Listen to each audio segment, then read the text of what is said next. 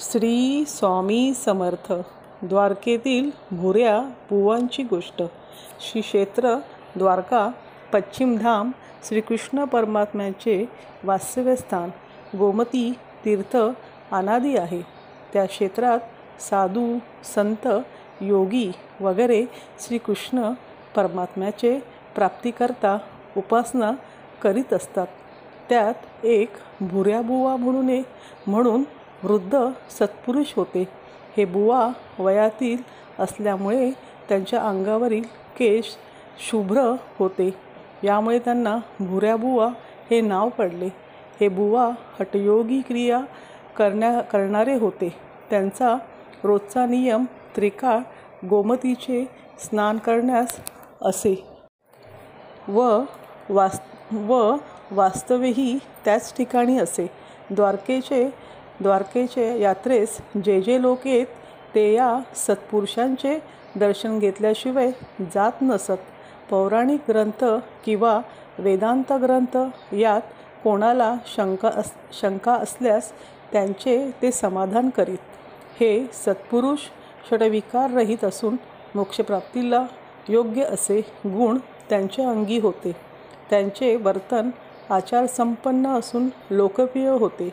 साधुसंत दर्शनासाठी येत त्यांचा सत्कार करणे, त्यांच्या मानास समाधान आनंद वाटेल अशा तऱ्हेने मधुर गंभीर शांत भाषण बोलणे, एकंदरीत अंतःकरण न दुखवणे व त्यास भगवंताचे नामस्मरण करण्याकडे लावणे हा गुण प्रत्येकाने घेण्यासारखा आहे.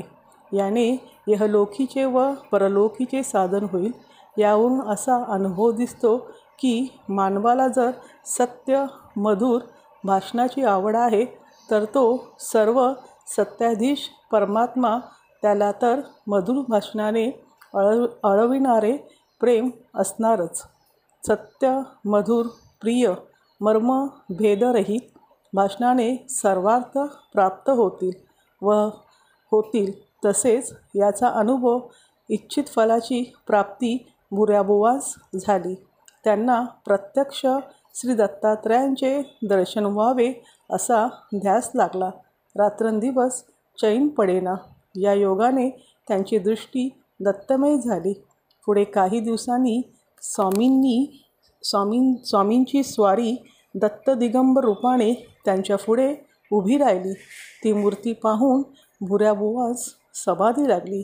एक घटकापर्यंत देहभान नाहीसे होऊन व स्वामींनी मस्तकावर हस्त ठेविताच शुद्धीवर येऊन बुवांनी स्वामींना साष्टांग नमस्कार घातला व पुष्कळ स्तुती केली. महाराज म्हणाले, आता हठयोग सोडून आमच्या नामस्मरणात पुढील आयुष्य घालवून स्वस्थ बैस असे सांगून महाराज निघून गेले. आज्ञा प्रमाण मानून पुढील काही काळ त्यांनी श्री स्वामी समर्थ महाराजांच्या भजनात घालविला. अशी ही श्री स्वामी समर्थ महाराजांची अनुभूती द्वारकेतील भुऱ्या बुवा यांना आली. श्री स्वामी समर्थ.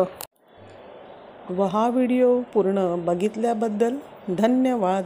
आवडल्यास लाईक करा, शेअर करा, सबस्क्राईब करा. श्री स्वामी समर्थ.